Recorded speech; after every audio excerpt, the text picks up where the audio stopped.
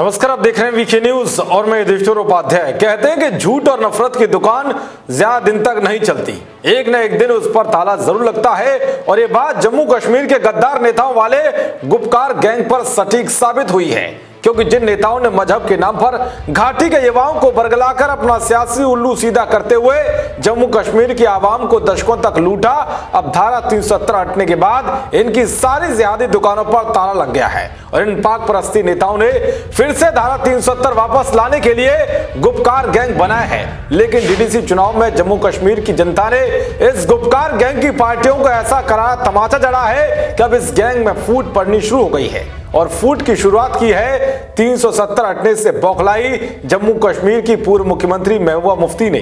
दरअसल जम्मू कश्मीर की पूर्व मुख्यमंत्री महबूबा मुफ्ती डीडीसी चुनाव के बाद गुपकार गठबंधन की बैठक में शामिल नहीं हुई, जिसके बाद से कयास लगाए जा रहे हैं कि उन्होंने गुपकार से किनारा कर लिया है। जानकारी के मुताबिक यह बैठक चुनावों के परिणाम पर चर्चा करने के लिए बुलाई गई थी, लेकिन मैसेज मिलने के बाद भी वो बैठक में शामिल नहीं हुई, क्योंकि उन्हें साफ पता चल गया है कि चुनाव में पीडीपी की जो दशा खराब हुई है वो कहीं ना कहीं गुपकार गठबंधन की देन है। सूत्रों के मुताबिक पिछले कुछ दिनों से महबूबा मुफ्ती ने गुपकार के नेताओं से किनारा कर लिया है, उनसे बात तक करना बंद कर दिया है। इसके पीछे डीडीसी चुनाव में पीडीपी को हुआ नुकसान बताया जा रहा है। बता दें कि डीडीसी चुनाव में पीडीपी को केवल 27 सीटों पर एक जीत मिली है, जिसने महबूबा की बेचैनी बढ़ा दी है। दरअसल डीडीसी चुनाव के परिणाम आने के बाद गुपकार के चीफ फारूक अब्दुल्ला की तरफ से नेताओं की एक बैठक बुलाई गई थी। इसमें आगे की रणनीति पर चर्चा होनी थी। इसके लिए महबूबा मुफ्ती को मैसेज किया गया,